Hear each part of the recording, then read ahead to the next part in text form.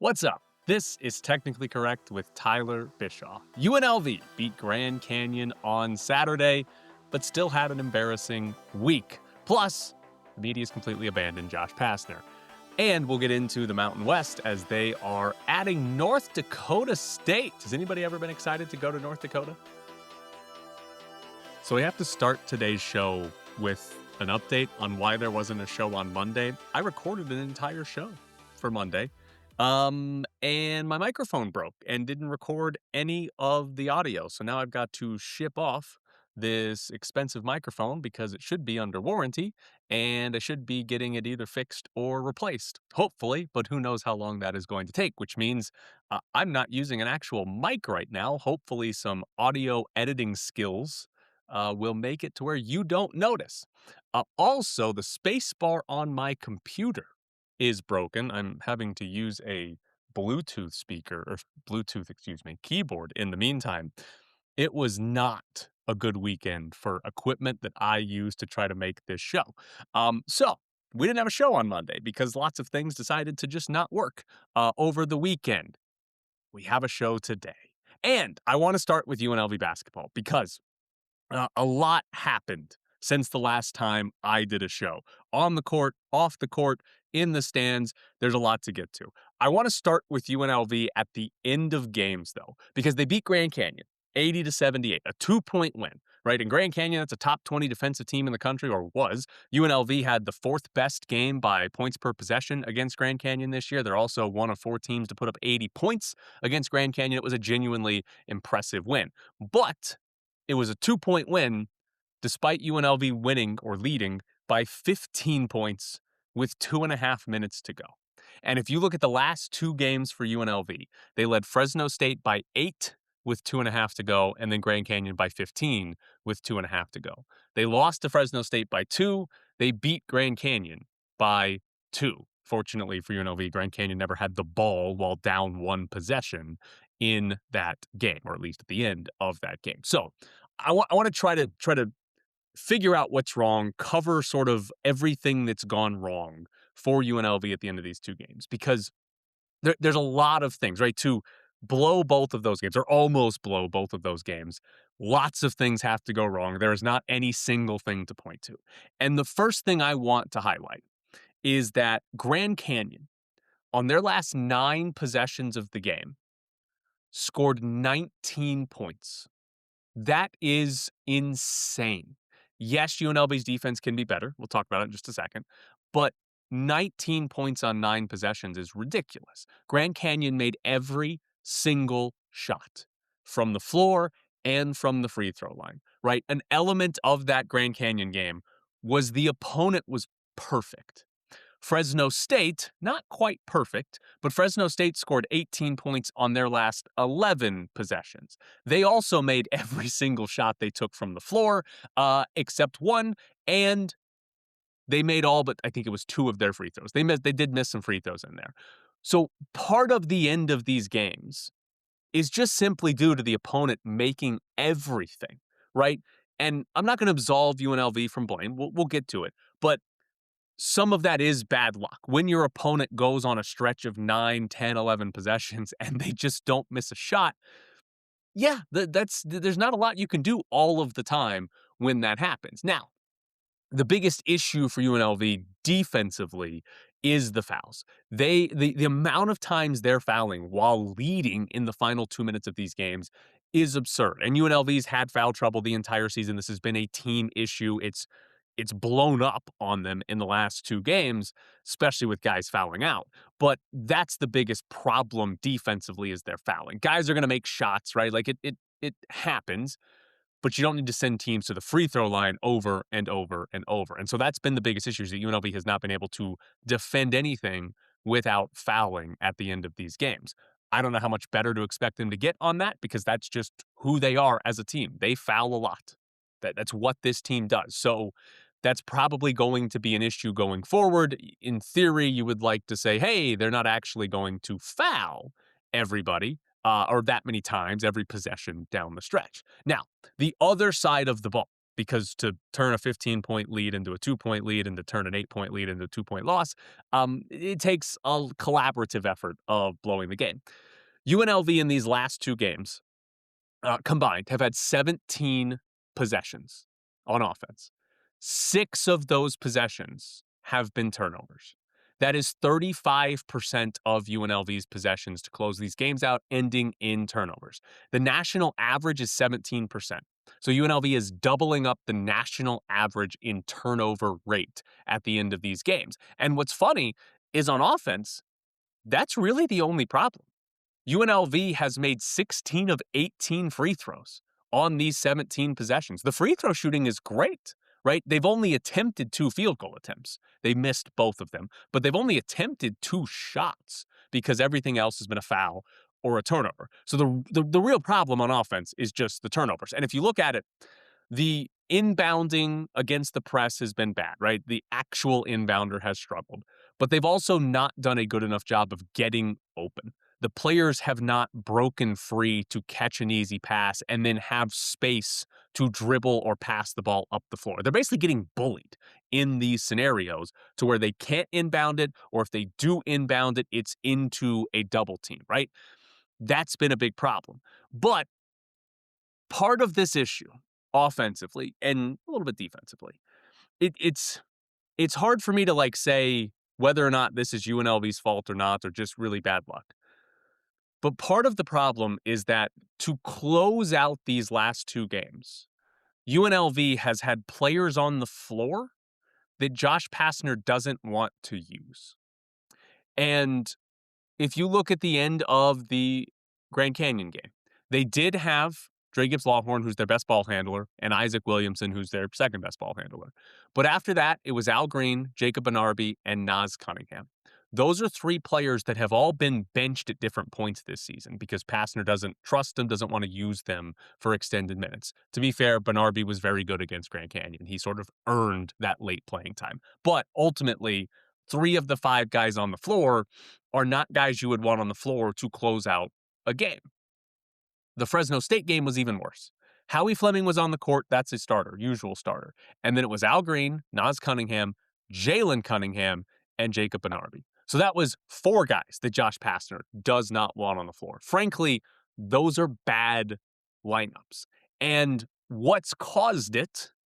The injuries. Miles Che and Laji Dembele have been out the whole season, but now they're dealing with no Tyron Jones and no Howie Fleming. And then the absurd amount of foul outs. You have 5 guys foul out of the game against Fresno State. It's the only 5 guys they had left were in the game. They had 2 more foul out of the game against Grand Canyon. So the absurd amount of foul outs they've had has led to them just not having the players they want, plus the injuries, have hurt. And I think one of the best counter examples is earlier in the year when they beat Memphis. Dre Gibbs-Lawhorn fouled out of that game while Memphis was just full court pressing UNLV, trying to get back into that game. But UNLV did not blow that game. And the biggest reason why was Kamani Hamilton. Kamani Hamilton was the best player UNLV had to break the press, and he did a pretty good job of it, right? He actually was solid at it, and that's why they closed that game out. Well, Kamani Hamilton has been fouled out of these last 2 games. He has not been on the floor to end these last games because of the fouls. And so, yes, that is the fault of UNLV, right? Their players are fouling too much and they're not able to play. Obviously, that's the fault of UNLV. There's no one else to blame for that. But if we're just looking at why are they blowing these games late, it's an unfortunate mix of all these things combined with, our guys aren't on the floor. And so, yes, UNLV inbounders should not just be chucking the ball down the floor. Yes, they need to defend without fouling. Yes, they need to stop turning the ball over as much. But a lot of this, I think, is just they've got bad lineups on the floor. Just the guys closing the games out are just not all good players. And so you're going to have these moments where it's okay, they can't get the ball inbounds. All of it happening back to back to back to back is problematic and probably won't happen again. But it's an issue. So I'd say this, if UNLV is leading again with 2.5 minutes to go, right, I would expect them to hold on and win the game. unless everybody's fouled out, right? If you told me that they're going to have Dre Gibbs-Lawhorn, Isaac Williamson, Howie Fleming, Kamani Hamilton, maybe Tyron Jones as he comes back. Like, if you told me those 5 are going to be on the court to close the game out, I'd tell you they're going to win. They're not going to turn it over on 35% of their possessions. But if Kamani Hamilton's fouled out, if Dre Gibbs-Lawhorn is fouled out, if we're talking about Jalen Cunningham playing, then they might blow it because those are just not good enough lineups to put on the floor. So I think that's the biggest issue that UNLV is running into in these late game scenarios is it's just not good lineups. They're just not good overall players that are in the game to finish that one off. Also, quick complaint for you. I record UNLV's games. I have DirecTV. I record UNLV's games, and when you record on DirecTV, right, it records the length of the game as the TV guide has it, which for college basketball is always 2 hours. I always add 30 minutes on. I do a 30-minute extension to the recording so that I know I'll get the end of the game.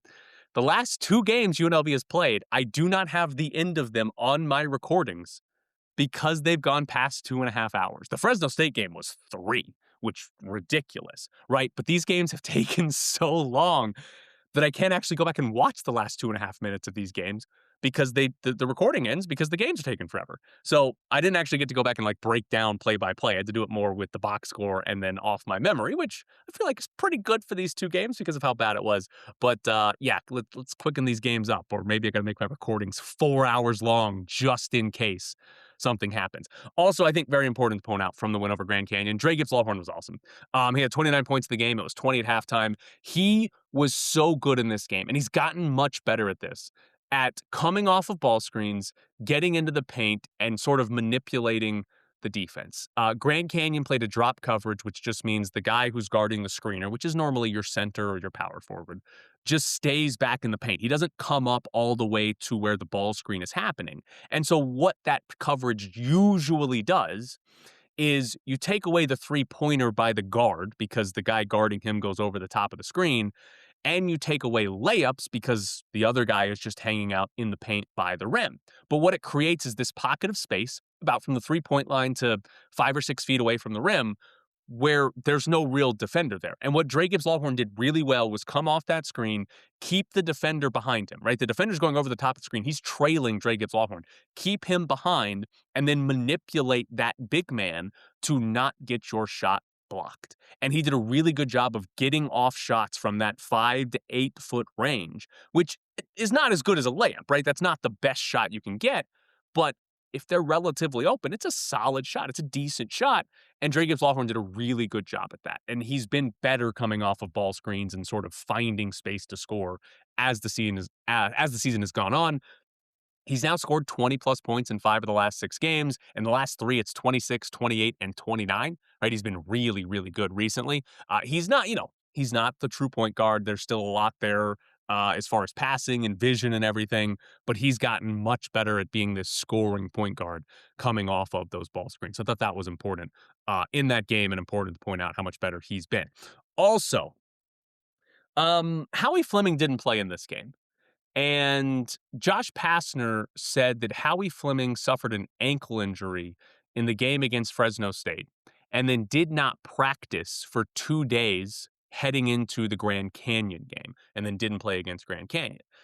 Here's the problem for UNLV. UNLV did not report that injury. The Mountain West has injury reporting now, and you're supposed to say, hey, these guys are out and these guys are questionable. Howie Fleming was not on UNLV's injury report the night before the game, even though Pastner told us after the fact that Howie Fleming had not practiced the previous 2 days. He then showed up on the injury report the day of the game to say that he was out. That would seem to break the rules the Mountain West has in place for their injury reporting. Now, I couldn't find anywhere online that says what the punishment is. I would guess it's a fine, maybe even the first time it's just a warning. But it would appear as though UNLV broke injury reporting rules.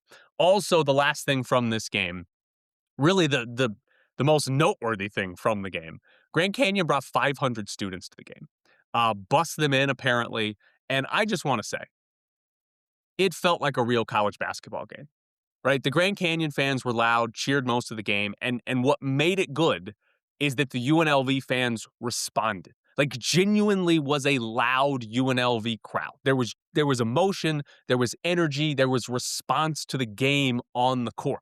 And I'll say this, UNLV fans, generally speaking, do a good job of responding positively to when UNLV plays well, but this was even more so. And it felt like a real college basketball game. There's so many times over the past decade where games at UNLV have not felt like fun. It hasn't felt like, oh, I'm watching a sporting event, a sport that I enjoy that's supposed to be fun. There's been a lot of games that just felt like, all right, we're here. We're here to watch UNLV, but even when they win sometimes.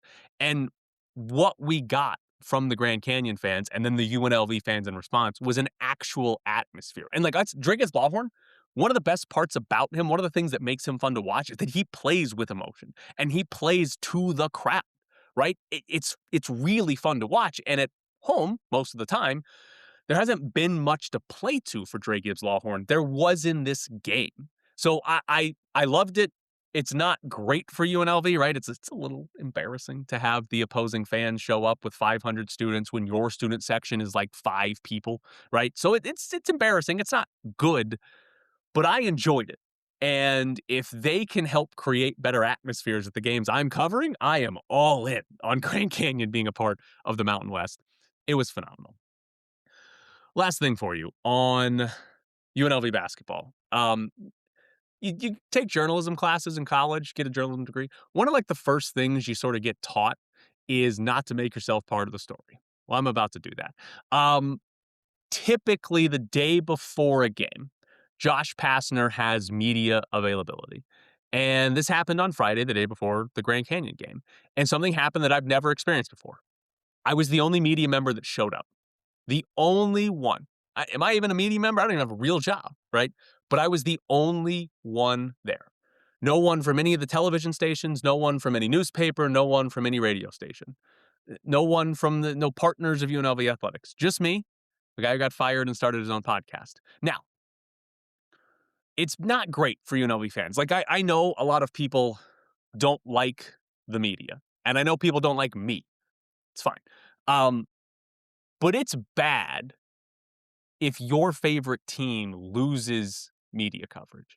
It's bad if I'm the only one that's there, because that is how you learn things about your team, right? I view it, I think, 2 generalized categories as to you consuming media about your favorite team. I think there's 2 reasons.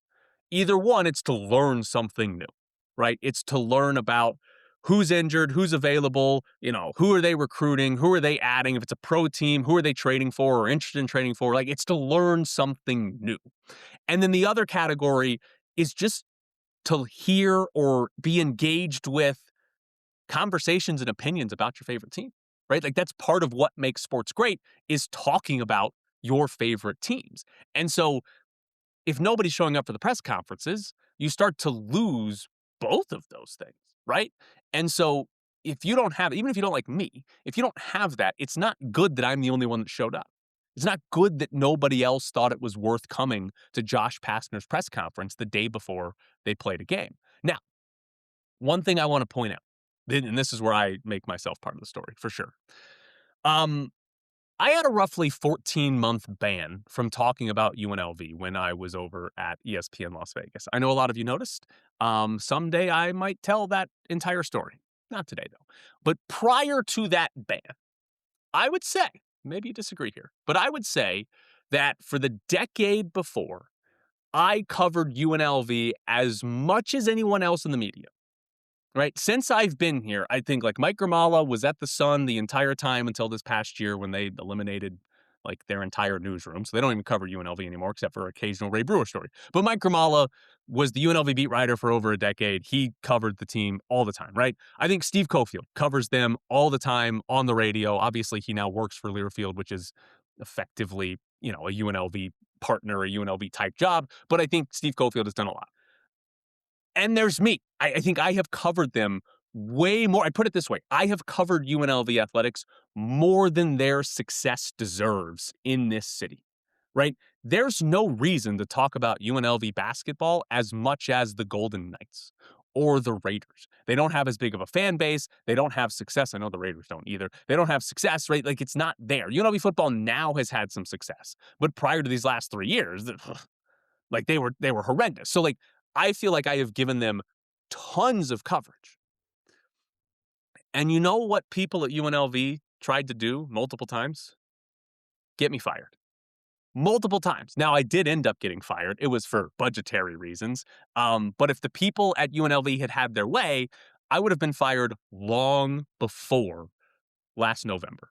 Long before. And I know I'm someone that goes negative more than positive. I'm fully aware. I understand why people at UNLV don't like a lot of the things that I have said about UNLV. But what I've always found funny is that the people at UNLV that wanted to get me fired failed to realize I was covering and talking about teams that very few people gave a shit about in the media. Like, they don't understand that from a media coverage standpoint, how far behind the Raiders and the Golden Knights they have fallen. And it's never been highlighted more how far they've fallen than a Josh Pastner press conference where the only guy that shows up to cover them is someone that's unemployed.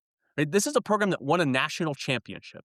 And now they're getting one person to show up to a press conference to ask the head coach questions before a game, right? Like, they need to understand that's how far they've fallen. And yeah, I might say things and point out things that are negative more than anybody else that talks about UNLV athletics. But you know what? I'm talking about UNLV athletics. And you can't say that for a lot of media outlets in this town because they're not good enough to dictate that, right?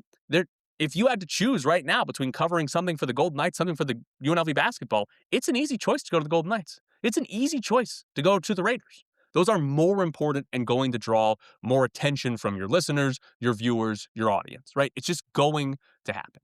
But I'm here, and I'm talking about UNLV until they ban me. 2 shout-outs I want to give. First, this is to George. Thank you, George, for listening to the podcast. George stopped me at Thomas and Mac on Saturday, said he loved listening to the show. So, George, thank you so much. And if you see me and stop and say hello to me, it'll be great. Unless you hate me, then that'd be a little awkward. But thank you, George. Also, to Lucas. Lucas sent me an email after the game against Grand Canyon. And first, some context here.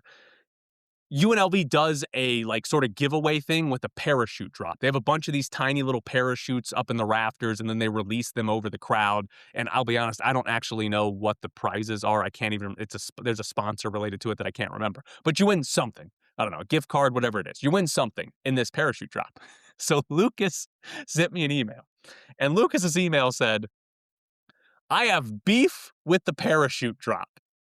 If you have a section entirely occupied by opposing team students, you skip that area with the parachutes, right? I'll admit my take may be a little get off my lawn, but I'll stand by it. And you're damn right you stand by that, Lucas. I am 100% on board with this. If you've got a crowd or one section that is just the entirety of the other team's fans, do not give them the free giveaways.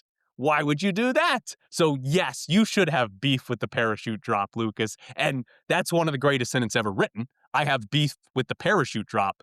Hell yeah, Lucas. So do not think you are get off my lawn. That is 100% reasonable to be mad that some Grand Canyon fans got to participate in the parachute drop. Battle Blast, been serving Las Vegas since June 2012 with the very best in family entertainment. We are proud to provide the best facility, equipment, and service possible. Strap on laser tag vests, step into the 5,600 square foot 2-story arena designed to look like a worn, torn city street. An exciting atmosphere filled with exhilarating music, blacklight effects, and fog. Battle Blast also features a viewing deck for those not playing can watch players vest up and catch a view of the action going on in the arena. In between games, check out our arcade and prize center and enjoy tasty treats from our snack bar. Birthday parties, sports teams, group outings, and corporate events. Battle Blast does it all. We want to make your Battle Blast experience so good you'll want to return again and again. Battle Blast is the ultimate destination for family fun and friendly competition.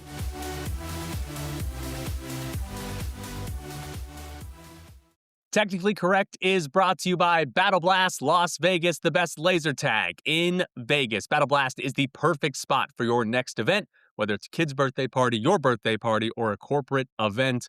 head to Battle Blast Las Vegas. Get your friends, get your family, get your coworkers together and see who is better at laser tag. Plus, they've got an arcade and prizes. There is more than just laser tag. Visit Battle Blast Las Vegas. They're located at 8125 West Sahara Avenue. Your next stop for fun in Vegas. The Raiders officially named Klint Kubiak their head coach one day after the Seahawks won the Super Bowl. He's going to have his introductory press conference on Tuesday. He's everybody's going to be excited after the introductory press conference is what happens all the time.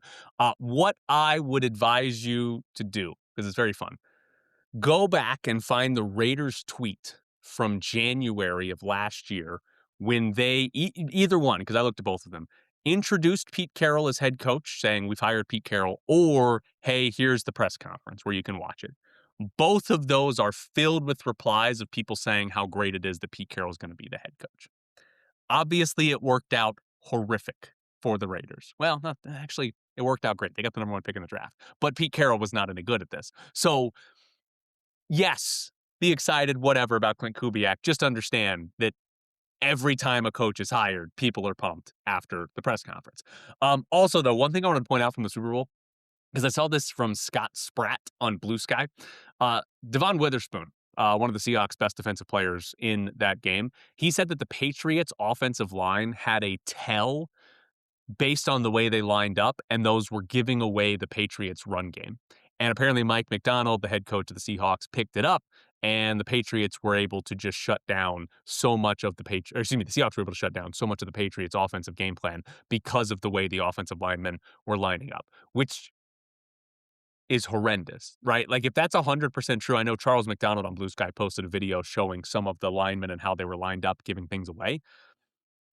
That's unbelievably bad. Like, that sounds like, oh, yeah, our offensive line coach just didn't teach that.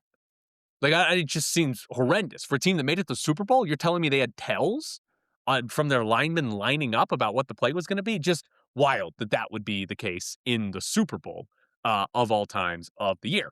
Also, UNLV hosts San Jose State tonight. UNLV beat San Jose State once this year. Ken Pom gives UNLV an 81% chance to win this game. San Jose State has just one win in Mountain West play, and it was against Air Force, who's 0-12. There is a clear bottom two in the Mountain West. There aren't many games this year where you would say, man, if UNLV loses this, it's pretty bad. But this would be one of them, right? This, Air Force would be even worse. But San Jose State and Air Force are really the two teams you can't truly lose to. Like Fresno State, it's not good to lose to Fresno State, but Fresno State's not horrible. These two teams are really, really bad. So UNLV should be winning another game in Mountain West play. But we'll see. They can't protect 8 and 15-point leads with 2.5 minutes to go. In hockey, Akira Schmidt, Golden Knights goalie, he is playing for Switzerland in the Olympics. And Sinbin.Vegas had a fun story on this. So men in Switzerland have to serve a year in the military before they turn 35. Athletes get a special carve out where they go through like a different type of boot camp, apparently, and they can sort of serve in the off season of their sport in a sort of a different setting than real, genuine military care or service. But one thing that was very interesting is that playing in the Olympics counts towards military service time. Schmidt said every time you play for the Swiss national team, that counts towards time spent in the military because you're representing the country. They say you are defending the country in another way. Phenomenal work there. I do wonder, do you still get credit if you sit on the bench for the whole game? Like if Akira Schmid doesn't play, do you get credit for just being there, supporting the team, or if you're a healthy scratch? You think so? You still got the jersey on, right? Not if you're a healthy scratch. I don't know. We'll see. But Akira Schmid is racking up military time at the Olympics. Also, we had, does it count as news? We had a report yesterday from Brad Townsend of the Dallas Morning News. He tweeted out, think it's going to be an extra great year for Seattle. I'm hearing NBA Board of Governors likely to vote on expanding by 2 teams this summer, and Las Vegas and Seattle are favored. So this show is called Technically Correct for a very specific reason, because I'm going to be very pedantic here. Brad Townsend's tweet said the Board of Governors are likely to vote on expansion. It didn't say they were likely to vote in favor of expansion, just that they were going to vote on it, meaning they could vote no, right? Like Bill Belichick was likely to get voted on for Pro Football Hall of Fame. He didn't get voted for enough times.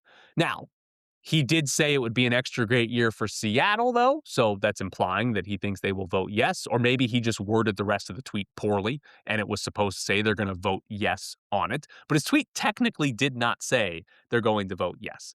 Now, his tweet implies they're going to vote yes. Now, what we know, Adam Silver, the commissioner of the NBA, he has said that they are planning to decide on expansion this year, which would mean a vote from the owners on if they want to expand. He's already said that. Now, he did not give a time of year. Brad Townsend reported that it would be in the summer. Makes sense when the offseason is here.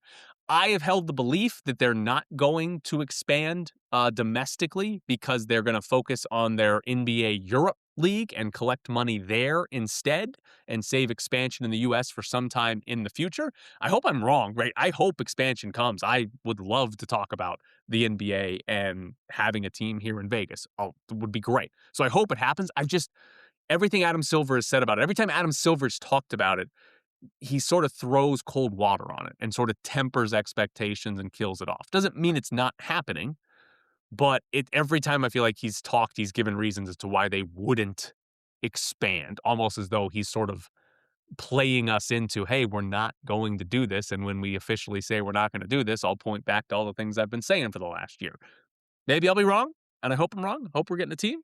There's a lot of questions that we'll get into over the next couple of months. Who's the owner? What arena are they playing in? A lot of things to figure out there. But it's possible that we get announced expansion this summer and that Las Vegas ends up with a team. Also, a fun story in Major League Baseball with our soon-to-be Sacramento to Las Vegas A's. The A's kind of sort of stole a player from the Dodgers.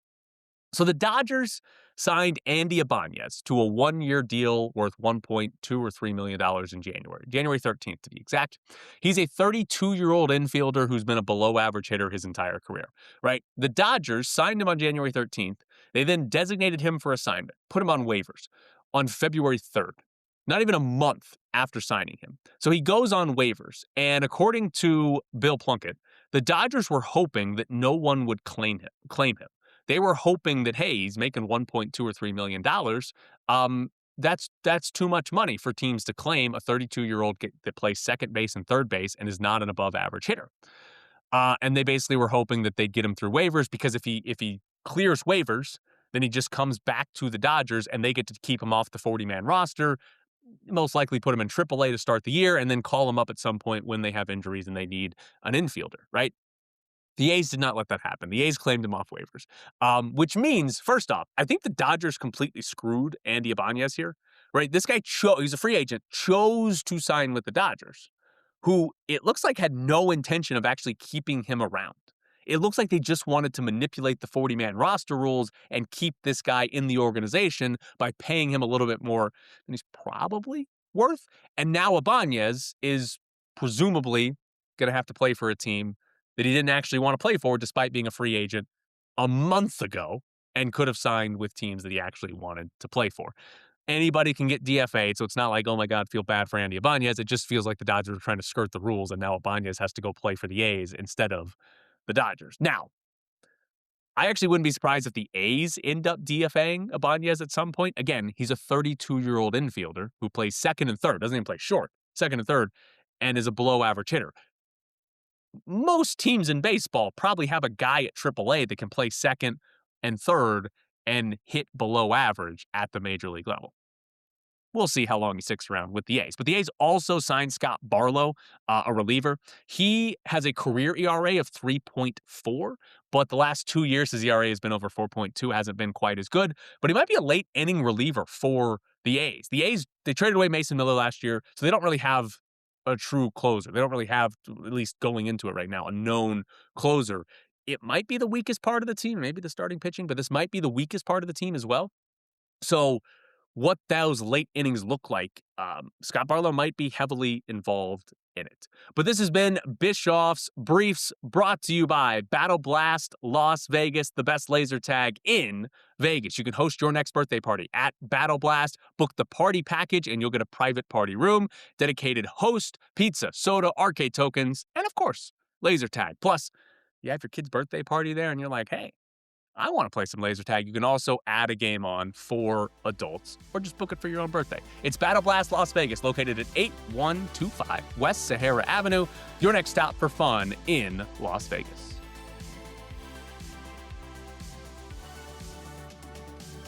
If you want to sponsor the show, or you just want to get in touch with me, technicallycorrectvegas@gmail.com. That's the email.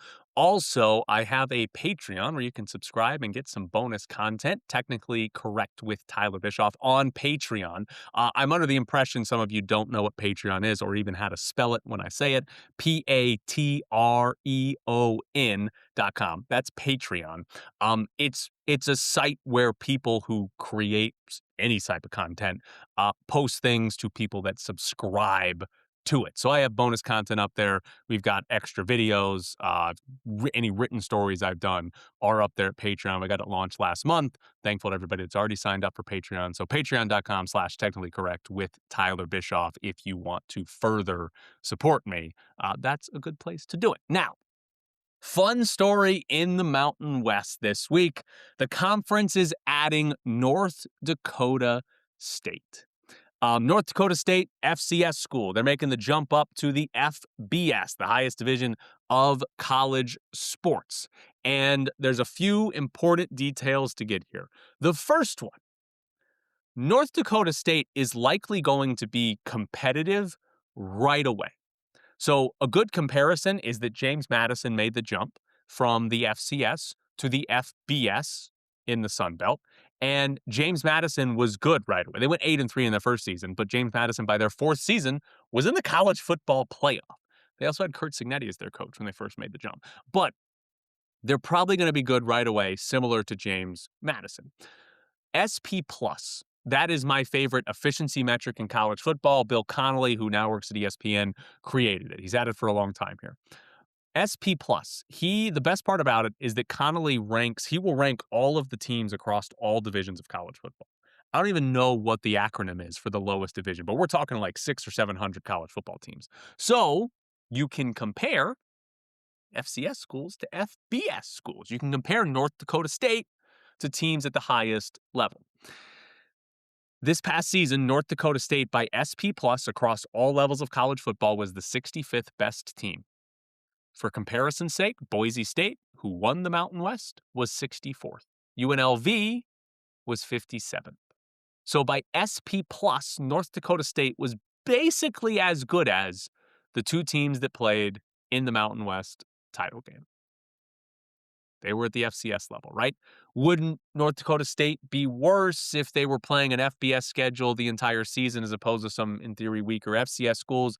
Potentially, right? But they are absolutely going to be a good football program, should be a good football program based on their past. If they come up with just the same exact type of roster, they should be very, very competitive in the Mountain West, which, as like a fan, is a reason to like this. It creates better competition, right? So one, you should get better games. That's good teams making good games, exciting games.